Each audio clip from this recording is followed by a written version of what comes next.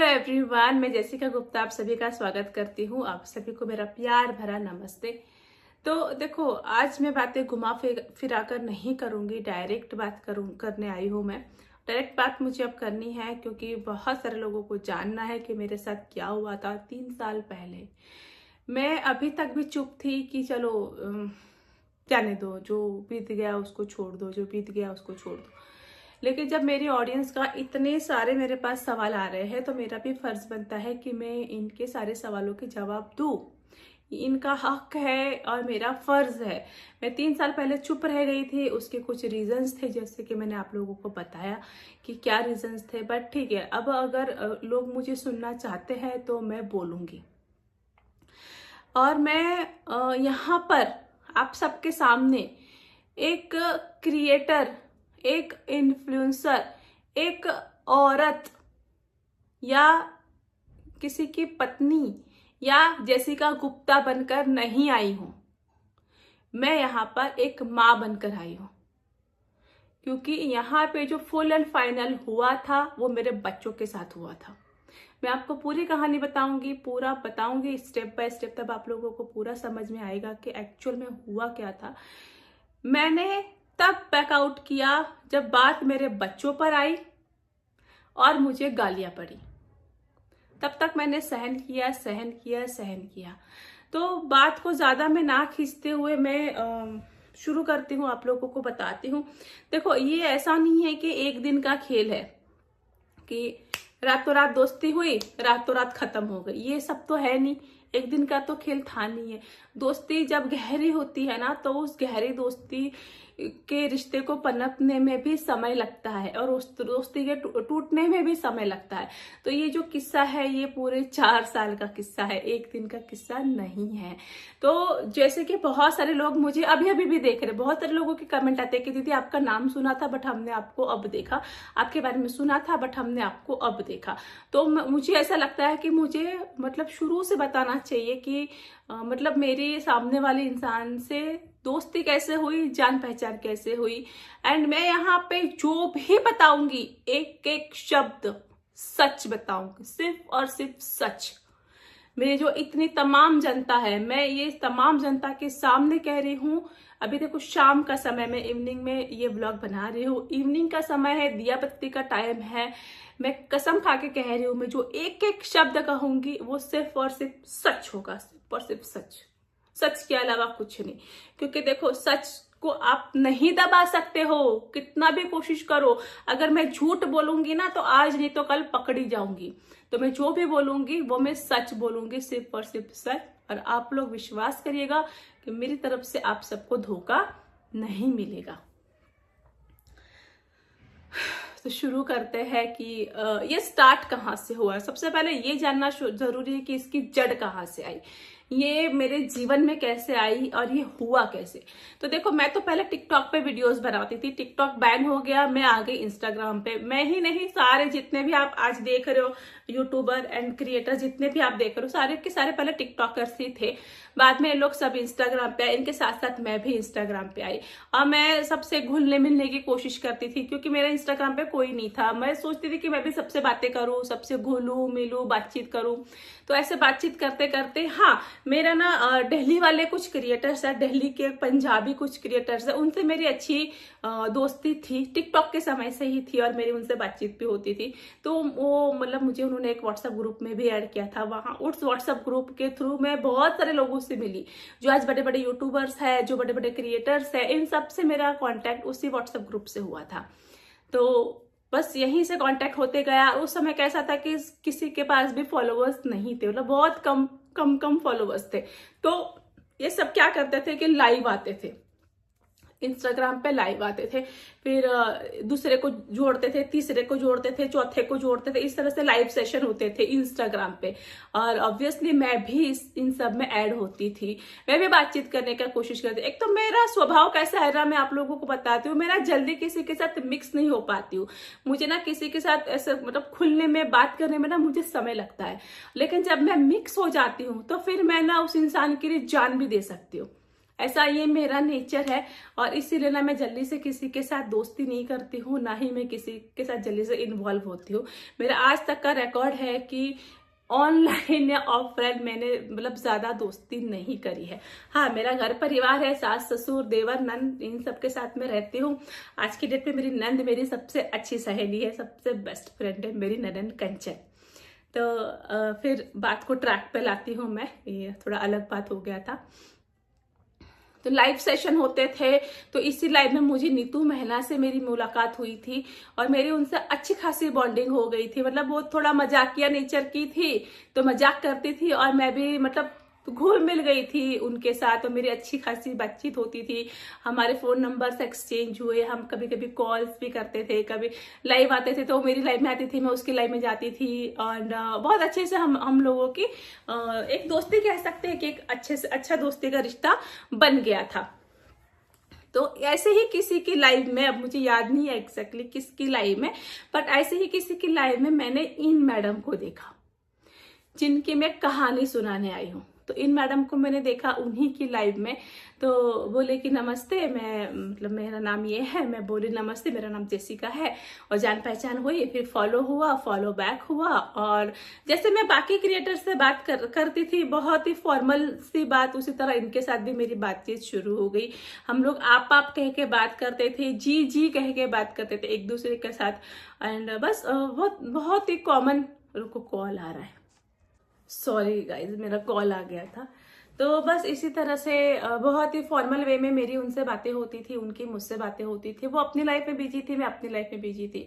And उस समय में उनके हस्बैंड सही सलामत थे, सब कुछ अच्छा था उनकी लाइफ में। तो ऐसे करते करते ना कुछ अगस्त का महीना आया, और फिर एक दिन मुझे कॉल आता है, इन्हीं एक क्रिएटर में से एक लड़की का मुझे कॉल आता है कि दीदी आशीष मतलब जो भी है इनके ऐसा हो गया, नेहा दीदी के साथ ऐसा हो गया एंड बहुत बुरा हुआ। तो मैं उस समय रोटी बना रही थी, शाम का समय था, 7-8 बज रहे थे जब मुझे कॉल आया। तो मेरी मदर इन लॉ घर में थी और मैं रोटी का बेलन जो था मेरे हाथ से गिर गया नीचे। मैं इतनी शॉक्ड हो गई कि अरे मैं तो उनको जानती हूँ, अरे मैंने तो उनसे बात भी करी है, उनके साथ ऐसा हो गया, ऐसा कैसे हो गया। मतलब मुझे बहुत ज्यादा दुख हुआ था, बहुत शॉक्ड हुआ था, मैं रोने लगी नीचे बैठकर। तभी मेरी मदर इन लॉ आई, बोली पिंकी क्या हुआ, क्यों रो रही। मैं बोली देखो मम्मी, ऐसा ऐसा हो गया, एक है लेडी, उनके साथ ऐसा ऐसा हो गया, मैं उनको जानती हूँ, और कोरोना में उनके हस्बैंड की डेथ हो गई। अभी उस समय कोरोना, कोविड मतलब ना ऐसे हाथ पैर कांपते थे कोविड का नाम सुन के। इतनी भयंकर बीमारी थी उस समय, हमारे दिल दिमाग में इतना हावी था कि भाई साहब कोविड हो गया, कोविड हो गया, कोविड हो गया। हम लोग सब मतलब देखो सभी लोग डरते थे, मैं भी डरती थी। कोविड का नाम सुन के मुझे भी डर लगता था कि कोविड हो गया मतलब खत्म, ऐसा कहते थे लोग। अभी तो चलो ठीक है, अभी तो नहीं है इतना सब कुछ, लेकिन उस समय में अगर आप लोगों को याद होना तो कोरोना का, कोविड का बहुत ज्यादा खौफ था, है ना। फिर ये सब मैंने सुना, बहुत बुरा लगा मुझे, लेकिन मैंने ना उनकी फैमिली को किसी को भी कॉल नहीं किया, क्योंकि मेरे पास किसी का भी नंबर नहीं था। एंड मेरे उतने गहरे ताल्लुकात भी नहीं थे कि मैं कॉल वगैरह करूं। मैं किसी को जानती ही नहीं थी, ना उनको जानती थी, ना उनकी फैमिली में किसी को जानती थी। मेरे उतने टर्म्स ही नहीं थे, तो मैंने कुछ कॉल वगैरह नहीं किया। व्हाट्सएप पे ग्रुप, मैंने पता नहीं ग्रुप बना हुआ था अलग से, और एक ग्रुप था, उसमें मैंने कह दिया कि ये मतलब ओम शांति वगैरह हुआ। फिर कहा गया कि कुछ दिन गए, फिर जस्टिस फॉर आशीष जी का एक मुहिम आया कि हमें उनको न्याय दिलाना है। तो मैं बोली चलो कोई दिक्कत नहीं, जो सब लोग कर रहे हैं हम भी करेंगे, हम क्या दुनिया से अलग है। तो सबने अपनी अपने आईडी में उनकी वीडियो लगाई, सारे लेडीज ने, जितने भी क्रिएटर है। तो फिर मैंने भी लगा दी अपनी आईडी में रील, मैंने भी अपनी स्टोरी में रील लगा दी, शेयर कर दी। सभी लोगों ने उनका जो वीडियो था वो शेयर किया था, और उनकी वो वीडियो मतलब बहुत ज्यादा वायरल हुई थी उस जमाने में, क्योंकि ऑलमोस्ट एक छोटे से छोटा क्रिएटर से लेके एक बड़े से बड़ा क्रिएटर ने वो उनकी जो वीडियो है वो शेयर करी थी अपने अकाउंट में, बड़े बड़े कैप्शंस डाले थे, बहुत कुछ मतलब हुआ था उस समय में। फिर ऐसा हुआ कि करते करते फिर मुझे नहीं पता उनको न्याय मिला कि नहीं मिला, क्योंकि मेरा कुछ उनसे था ही नहीं, कॉन्टेक्ट ही नहीं था। तो मैंने कभी पता भी नहीं किया कि उनको न्याय मिला या नहीं मिला। तो एक दिन ना मुझे कॉल आता है रैंडम नंबर से, अननोन नंबर से मुझे कॉल आता है। तो बोले मैं बोल रही हूँ, मेरे पति का डेथ हो गया है आशीष जी, और मुझे थोड़ा लीगल एडवाइस चाहिए, तो क्या मैं आपके हस्बैंड से बात कर सकती हूँ? मैंने सुना है आपके हस्बैंड एडवोकेट है। मैं बोली हाँ हाँ, क्यों नहीं, बात कर सकते हो, जरूर बात करो। और उस समय ना सुबह का समय था, 10 से 11 बज रहे थे, मेरे पति घर में ही थे। तो मैंने उनको फोन दिया कि देखो ये वही लेडी है जिनके हस्बैंड का कोविड में डेथ हुआ ना, ये वही लेडी है, आपसे बात करना चाहती है, आप कर लो। तो उन्होंने मेरे पति से लीगल एडवाइस भी ली। तब हमारे कोई भी फैमिली टर्म्स नहीं थे, बिल्कुल भी कुछ भी नहीं था। मेरे पति ने जो भी सही सही था, उनको जो भी बोलना था उन्होंने बोला, सामने वाली पार्टी ने सुना। फिर उन्होंने क्या किया क्या नहीं मुझे नहीं पता, उनके साथ क्या हुआ ये भी मुझे नहीं पता, ना मैंने कभी पता करने की कोशिश करी, क्योंकि मेरा उतना उनके साथ था ही नहीं कांटेक्ट। फिर ऐसे करते करते ना दिवाली आया तो जितने भी क्रिएटर्स थे ना, सबको बोला गया, जैसे कि वीडियो शेयर करने को बोला गया था, उसी तरह एक एक क्रिएटर को बोला गया कि आपने हाथ में दिया लेना है एंड श्रद्धांजलि देनी है मेरे पति को। तो मैं बोली यार अब क्या ही बोले, जब ये सभी लोग कर रहे तो फिर मैं बोली चलो अब ये भी करते हैं। तो हाथ में दिया लिया एंड कुछ कुछ बोलने को कहा था, मुझे याद नहीं आ रहा, लेकिन वो वीडियो होगी मेरे पास। तो कुछ कुछ बोलने को उन्होंने कहा था, जैसे जैसे उन्होंने कहा था ना वैसे वैसे 1 या 2 लाइन ही सिर्फ बोलनी थी, वो 1-2 लाइन बोली ऐसे हाथ में दिया लेकर, और वीडियो उनको हमने सेंड कर दी। फिर उन्होंने पता नहीं स्टेटस में लगाया या स्टोरी में लगाया, मुझे नहीं पता, बट उन्होंने कहा था तो हमने वो भी किया। फिर दिवाली खत्म हो गई, सब कुछ खत्म, ये सारे फेस्टिवल्स खत्म हो गए, वो अपनी लाइफ में, मैं अपनी लाइफ में। मेरे उनसे कुछ बातचीत होती ही नहीं थी। हाँ, मेरी नीतू महिला से बातचीत हमेशा होती थी एंड मेरे उससे अच्छे टर्म्स थे, फैमिली टर्म्स नहीं थे, फ्रेंडशिप के टर्म्स थे, दोस्ती के टर्म्स थे। ऐसे करते करते मेरा बर्थडे भी आया, नया साल भी आया, new year, happy new year भी आया, और मेरी ना फिर थोड़ी थोड़ी बातें होने लगी, सबसे बातचीत होने लगी, घुलना मिलना स्टार्ट हो गया। तभी ना जनवरी का मंथ आया, जनवरी का मंथ नए साल में, कुछ मुझे लगता ना कि 26 जनवरी के बाद की बात है ये, या फेब्रुआरी की स्टार्टिंग की बात है। तो बोले कि क्या हुआ था, हाँ, उनका ना एक रील मेरे सामने आया, रील चाहे फोटो मेरे सामने आया, मैं इंस्टाग्राम देख रही थी, एक्चुअली मैं भी तैयार हो रही थी, दोपहर का समय था, मैं भी तैयार हो रही थी, तो मेरे सामने उनका रील चाहे फोटो आया, तो मैंने देखा, तो मुझे ऐसा लगा ना कि ये लेडी कुछ दुखी दुखी सी लग रही है, सैड सैड सी लग रही है, ऐसे मेरे दिल में आया। तो पता नहीं मुझे क्या हुआ, मैंने कॉल कर दिया उनको, और यही मेरी सबसे बड़ी गलती, मेरी जिंदगी की सबसे बड़ी गलती कि मैंने उनको उस दिन कॉल कर दिया। अगर मैं वो कॉल नहीं करती तो आज मैं यहाँ बैठकर आप लोगों को अपनी कहानी ना सुना रही होती। मैंने वो कॉल उनको कर दिया, तो बोले हेलो। मैं बोली नेहा जी आप ठीक हो, आपका मैंने फोटो देखा, चाहे रील देखा, कुछ तो देखा था, अब बड़ी सैड सैड सी लग रही थी। तो बोली अरे आपको कैसे पता चला, मैं तो आपको उतना जानती भी नहीं हूँ, हमारी उतनी बातचीत भी नहीं होती, फिर भी आपको कैसे पता चल गया।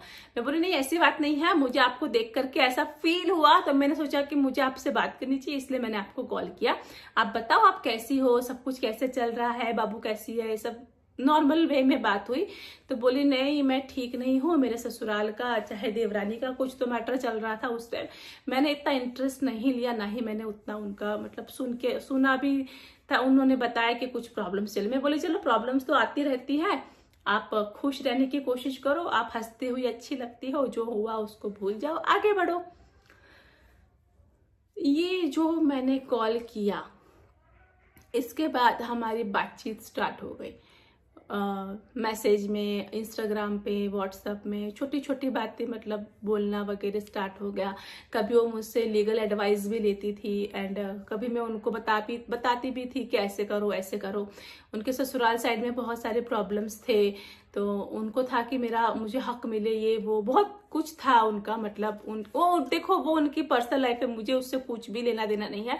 और अभी 3 साल हो गए, मुझे ठीक से याद भी नहीं है कि उनकी क्या प्रॉब्लम थी क्या नहीं, मुझे उससे कुछ मतलब नहीं है, वो उनका था। अभी प्रॉब्लम है या नहीं है ये भी मैं नहीं जानती हूँ, बट इस तरह से बातचीत हमारी स्टार्ट हो गई। तो नॉर्मल वे में बात करते करते हंसी मजाक ये सब होता था। फिर मैं हमेशा कहती थी यार तुम खुश रहा करो, यार तुम खुश रहा करो, तुम सिर्फ खुश रहा करो। एक ना मेरा दिल कनेक्ट हो गया था सामने वाले इंसान के साथ, मैं दिल से जुड़ गई थी कि तुम खुश रहा करो, बस मैं तुमको खुश देखना चाहती हूँ। मेरा बस यही था ना कि मैं इस बंदी को खुश देखना चाहती हूँ, कुछ भी हो जाए मैं इसको खुश देखना चाहती हूँ, ये रोनी नहीं चाहिए, बस मेरा मन में ऐसा था। बातचीत करते करते करते करते फिर और मतलब बातचीत हमारी आगे बढ़ने लगी। फिर ये था वैलेंटाइन डे था, तो वैलेंटाइन डे के दिन मैंने ना, वो बोल रहे थे कि मतलब मेरे हस्बैंड होते तो ऐसा करते वैसा करते, मैं खुश हो जाती। मैं बोली चलो बंदी को खुश थोड़ा सा करना चाहिए, तो मैंने उनको कुछ चॉकलेट्स भेजी थी वैलेंटाइन डे के दिन। मैं खुद महाबलेश्वर गई हुई थी उस दिन, तो फिर उन्होंने ऐसे फोटो खींच के स्टोरी में भी लगाया था कि थैंक यू जेसिका जी ये सब भेजने के लिए। और उनको ना काफी सारे लोग कुछ कुछ गिफ्ट्स भेजते रहते थे हमेशा, तो फिर मैंने भी भेजा था उनको कि चलो मतलब खुश हो जाएगी, बच्ची भी है छोटी, खुश हो जाएगी करके।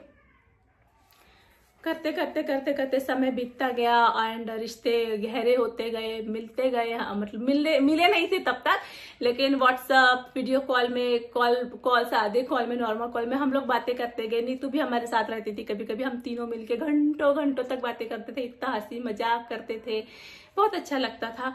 फिर ऐसे बातें करते करते करते मैंने तो कितने क्रिएटर से उनके लिए मतलब ऐसा भी था कि मैं बोल देती थी कि अरे उसको ऐसा मत बोलो, अरे उसको ऐसा मत बोलो। तो फिर ऐसे करते करते करते ना मई का महीना आ गया, मई है ना। तो मई का महीना आया ना, तो बोले कि हम लोग ना, वही उन्होंने ही मुझे बताया कि हम लोग ना शिरडी आने वाले हैं, तो शिरडी आएंगे ना तो मैं तुमसे मिलूंगी। जेसिका तुम तो पुणे में रहती हो, तो तुम मुझसे मिलोगी क्या? मैं बोली यार शिरडी तो पास ही में है, तुम मुझे बता देना, मैं आ जाऊंगी गाड़ी से, कोई दिक्कत नहीं है, मैं खुद भी ड्राइव करके आ सकती हूँ, चाहे ड्राइवर को लेकर आ जाऊँ, चाहे तुम्हारे जीजू को लेकर आ जाऊँ, कि तुम सब मुझे बता देना। तो बोली हाँ हाँ हम लोग प्लान करते हैं, फिर तुमको बताएंगे, अब तो कुछ भी हो जाए मुझे तुमसे मिलना ही है, मेरा बहुत मन कर रहा है कि मैं तुमसे मिलूं। मैं बोली हाँ कोई दिक्कत नहीं, मिल लेंगे, शिरडी ज्यादा दूर नहीं है, मैं आ जाऊंगी। तो ये बात हमारी हुई। फिर हम लोग रोज बातें करते थे कि शिरडी में मिलेंगे तो हम ऐसा करेंगे, हम वैसा करेंगे, हम ऐसा फोटो खींचेंगे, हम ऐसा रील बनाएंगे, मतलब हमारी ना ऐसे प्लानिंग शुरू हो गई। ठीक है, शिरडी में ऐसा होगा, वैसा होगा, ऐसा वैसा वैसा वैसा वैसा वैसा करते करते करते फिर 5-6 दिन निकल गए।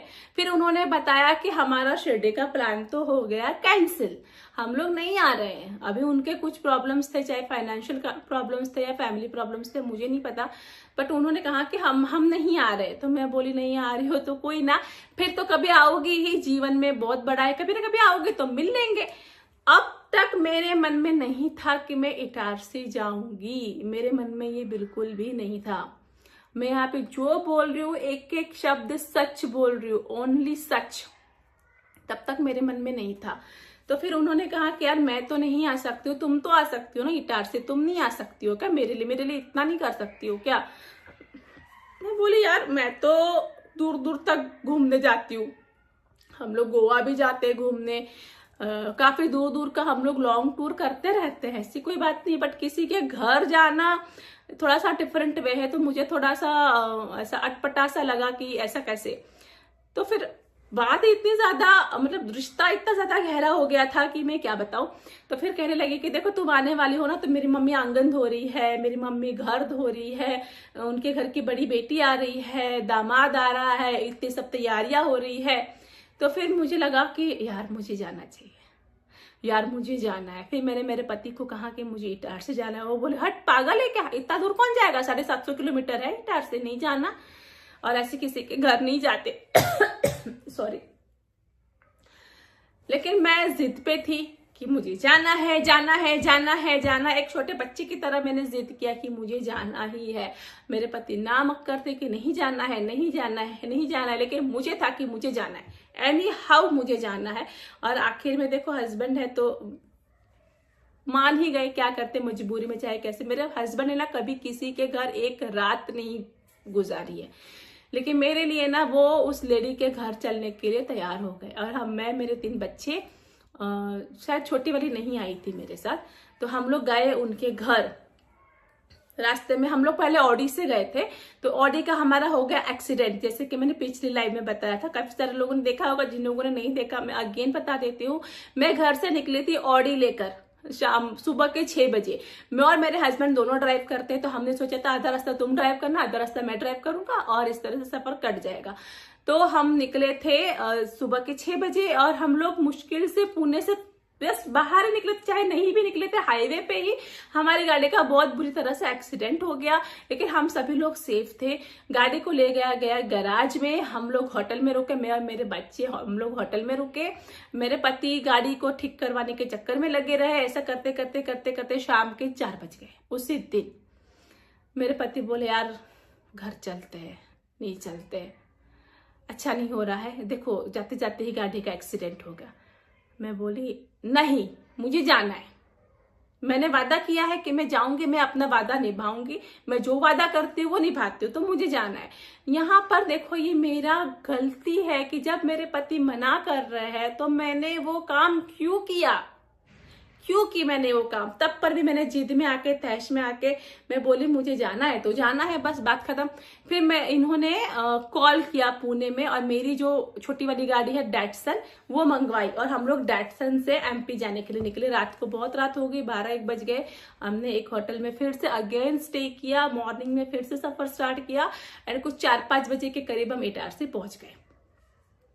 तब मैं लाइव आई थी, जब हम इटारसी पहुंचे थे तो मैं लाइव आई थी और मैं पहुंच गई इटारसी। तो बहुत अच्छा हमारा वेलकम हुआ, बहुत प्यार मिला, बहुत सम्मान मिला एंड एक होता है ना जैसे घर की बड़ी बेटी है, दामाद है, उस तरह का हमको ट्रीटमेंट दिया गया और मुझे बहुत अच्छा लगा ये सब कुछ देखकर। मैं बहुत खुश हो गई कि यार इतना ज्यादा प्यार, लेकिन मुझे नहीं पता था कि प्यार के पीछे क्या है। तो फिर ना उन्हीं मैडम का ना तभी 100K हुआ। उसी दिन जिस दिन मैं गई ना उसी दिन उनका 100K हुआ। उनका अकाउंट ना पूरा रुक गया था, उनके अकाउंट में फॉलोवर्स से नहीं आ रहे। तो मुझे रोज बोलते थे मेरे फॉलोवर्स नहीं आ रहे, मेरा 100K कब होगा, 100K कब होगा। मैं बोले हो जाएगा। और जब भी ऐसा आना आवाजाही किसी का भी होता है तो अकाउंट एक्टिव हो जाता है। उनके 100K उसी दिन हो गए जिस दिन मैं पहुंची थी वहां पर। तो फिर केक वगैरह था, चाहे लाया था उसका भैया या क्या, तो केक वगैरह कटिंग हुआ। फिर बोले कि एक कुछ इमोशनल सा गाना था, बोले इस पे बनाएंगे अपन रील, तो मैं रोऊंगी तू भी रोना। मैं बोली यार मेरे को रोना नहीं आएगा, मैं क्या करूं, रोना तो मेरे को आता नहीं है। तो बोले विक्स वगैरह लगाकर देख लेना, आ जाएगा रोना। बोली चलो ठीक है। फिर हमने ना रील बनाया, कुछ इमोशनल रील्स बनाए और केक कटिंग हुआ। रात भर हमने खूब मस्ती करी, खूब एंजॉय किया। आधी रात को हम चाय बनाते थे, कभी क्या बनाते थे, कभी कॉफी बनाते थे, बहुत एंजॉय किया एंड इस तरह से हमारे बहुत अच्छे से दिन निकल गए वहां पर। उसके बाद क्या हुआ ना कि हमारा जाने का समय हो गया कि चलो अब जाएगी। नहीं ना, तो भी मैं कम से कम 5-6 दिन वहां पे रही थी उनके घर पे। अब किसी के घर पे कितना रहेगा कोई, है कि नहीं, कितना रहेगा कोई। तो मेरे पति बोले अब तू चल रही है या मैं अकेला जाऊं, अब तुम्हारा बहुत ज्यादा हो रहा है, अब बस कर, तुझे चलना है कि नहीं चलना है। मैं बोली ठीक है चलती हूँ। और हमारा प्लानिंग हुआ कि हम सुबह ही 7 बजे ही यहाँ से निकल जाएंगे इटारसी से। ये हमारा फुल एंड फाइनल प्लानिंग हो गया। मेरे हस्बैंड ने कह दिया अगर तू नहीं आएगी बच्चों को लेके मैं अकेला चला जाऊंगा यहाँ से।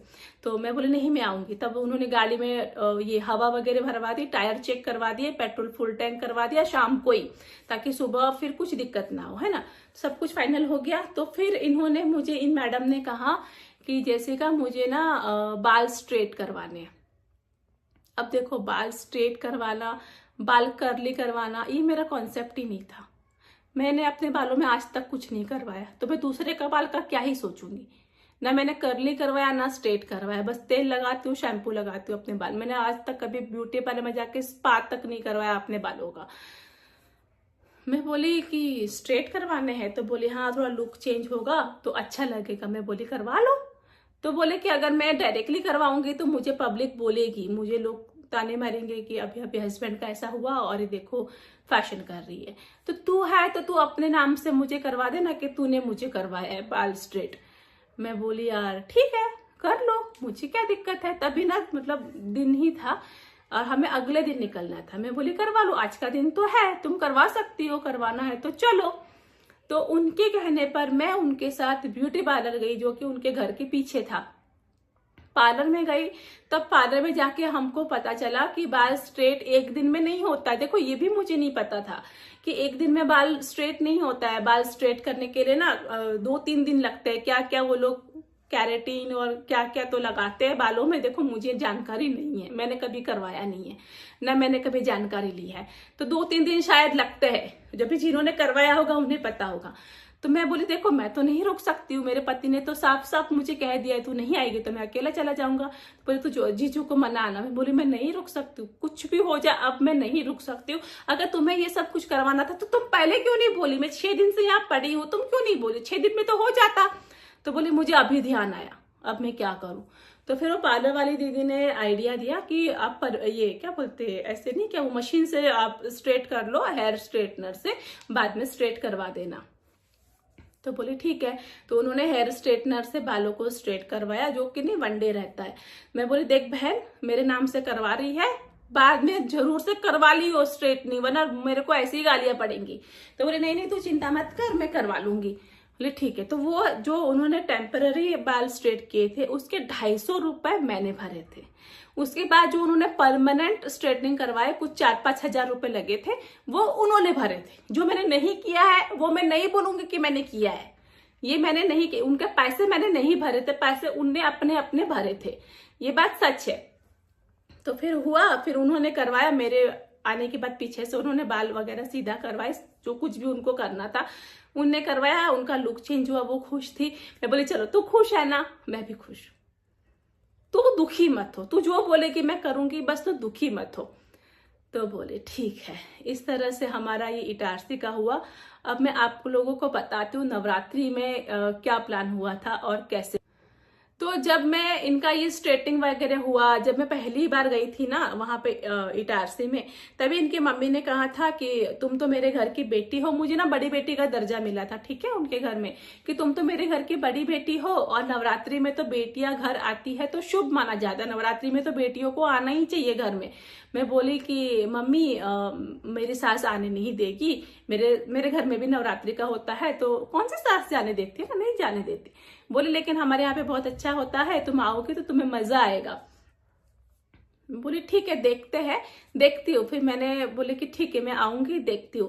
उन्होंने कहा था कि जरूर से आना नवरात्रि में, नवरात्रि में तो बेटियां अपने मायके आती है। उन्होंने कहा था कि ये तुम्हारा मायका है, जो मेरा घर है वो तुम्हारा मायका है, मैं तुम्हारी मम्मी हूँ। और ये मैडम ने मुझसे कहा था कि जैसिका तुम्हारे पापा नहीं है ना इस दुनिया में, तो मेरे पापा तुम्हारे पापा, मेरी मम्मी तुम्हारी मम्मी। और देखो मेरे पापा बहुत पहले गुजर गए, इस दुनिया में नहीं है, मेरे पापा काफी साल पहले ही चले गए। तो उनके पापा, मैं आज भी कहती हूँ ना कि उनके पापा बहुत अच्छे हैं। मैं आज भी कहूंगी कि उनके घर में अगर कोई एक बहुत अच्छा इंसान है ना तो उनके फादर है। बहुत अच्छी इंसान है, वो जॉब करते थे, अब शायद पता नहीं करते कि नहीं, लेकिन वो कंपनी में जाते थे। उनको देख के ना मुझे बहुत फील होता था, बहुत दया आता था। वो बहुत अच्छी इंसान है, सचमुच में वो बहुत अच्छी इंसान है। उनके घर में ना मुझे वो एक ही इंसान ऐसे मतलब बहुत अच्छे लगते थे। जॉब पे जाते थे, वो टिफिन लेके जाते थे, रात को आते थे, रेगुलर उनका जॉब चलता था, वो कहीं कंपनी में नौकरी करते थे। और वो मुझे बहुत अच्छे से मेरे साथ बात भी करते थे और मैं उनको पापा पापा बोलती थी। उनने कहा था ना कि मेरे घर की बड़ी बेटी तुम हो, मेरे घर के हर फैसले में तुम सबसे पहले रहोगी। जब मेरे बेटे की शादी होगी तो तुम सबसे पहले तुम हर रस्म करोगी, फिर मेरी अपनी बेटी रस्म करेगी। यहां तक उनने मुझसे कहा था। तो मैं बहुत इमोशनल हो गई थी कि यार इतना प्यार मुझे मिल रहा है, एक बड़ी बेटी का दर्जा मुझे दे रहे हैं, इतना सब कुछ मेरे लिए कर रहा है। और मुझे ना उनकी फाइनेंशियल कंडीशन देख के मुझे बहुत ही ज्यादा फील होता था, क्योंकि उनके घर में अर्निंग करने वाले एकलौते उनके फादर थे उस समय में, और कोई भी उनके घर में अर्न करने वाला नहीं था। उनके भाई के पास कोई जॉब नहीं थी, और ये जो मैडम है इनका इंस्टाग्राम उतना नहीं चलता था, उतना उनका अर्निंग नहीं था उस समय पे। बहुत ज्यादा उनका कंडीशन खराब रहता था और मुझे देख देख के बहुत बुरा लगता था। तो मेरा ऐसा था ना कि मैं इनके भाई को कुछ तो भी काम दूं, कुछ तो भी करूं, ऐसे मेरे मन में था। तभी इनकी मम्मी ने कहा कि नवरात्रि में आ जाना बेटा, अपन तुझे हम यहाँ पे नवरात्रि भी दिखाएंगे और अपन खूब मजे भी करेंगे। नवरात्रि में बेटियों का आना शुभ होता है। मैं बोले ठीक है मम्मी, कोशिश करूंगी। मैं घर आई, मैंने इनको कहा कि नवरात्रि में वो लोग बुलाए हैं मुझे, तो बोले नहीं जाना, मैं बोली प्लीज जाने दो ना, क्या होता है, अच्छे तो लोग हैं, कितना अच्छा किया उन्होंने। तो बोले तुझे जिधर जाना उधर जा, मुझे लेके मत जाना, मैं किधर भी नहीं आऊंगा अब तेरे साथ। तो फिर मैं अकेले ही जाने का प्लान करी, टिकट्स वगैरह मेरी बुक हो गई और मैंने सोचा चलो मैं अकेले ही जाऊंगी। तब नवरात्रि आया और मैं मतलब मेरा तो था कि मुझे जाना है, घूमना फिरना है नवरात्रि में, मेरी टिकट्स वगैरह बुक हो गई थी कि चलो तुम आ ही रही हो तो इस चीज का ऐसा करते हैं कि मैं बीमार हूँ और तुम आ रही हो, इस तरह से हम लोग पब्लिक को दिखाएंगे। और मैं इतनी बेवकूफ औरत में, इतनी बेवकूफ औरत में बोली हाँ हाँ मुझे कुछ दिक्कत नहीं, जिसमें तेरी खुशी है उसमें मेरी खुशी, जिसमें तू खुश है उसमें मैं खुश हूँ। देखो ये भी मेरी गलती है, यहाँ पर मेरी गलती है, ऐसा नहीं है। तो उन्होंने जैसा कहा मैंने वैसा किया, उस तरह से वो सब कुछ हुआ। मैं नवरात्रि में गई, उन्होंने मुझे घुमाया भी नवरात्रि में, कुछ देवी मंदिरों के दर्शन भी करवाए, ऑटो रिक्शा बुक करवाकर। और मैं और मेरा बेटा और मेरी छोटी वाली बेटी गई थी, मेरे पति मेरे साथ नहीं आए उस समय, बिल्कुल भी नहीं आए। फिर मैंने अगेन उनका घर का कंडीशन देखा तो मुझे ऐसा लगा ना कि मुझे इनके लिए कुछ तो भी करना चाहिए, कुछ तो भी मुझे जरूर करना चाहिए। तो फिर मैंने इनको बोला कि चलो, जब मैं घर वापस आ गई, मतलब ये मुझे लेने आए थे वहां भोपाल में, जब रिटर्न आना था ना तो ये मुझे लेने, पहली बात हुई थी कि मैं तुम्हें लेने आऊंगा, अभी तुम अकेले जाओ, जब लेना होगा तो मैं तुम्हें आ जाऊंगा लेने के लिए। तो जब आए ना लेने आए, तब उसके पहले मैंने इनको कहा था फोन पे कि यार ये इनके भाई लोगों का कुछ काम धंधा नहीं है, कुछ भी काम नहीं करते, कुछ भी पैसा नहीं कमाते हैं, इनका कंडीशन बहुत खराब है, सिर्फ पापा अकेले अर्न करते हैं, आप कुछ करो ना। बोले ठीक है मैं देखता हूँ। तब हमारी बात हुई कि हम भोपाल में ऑफिस खोलेंगे।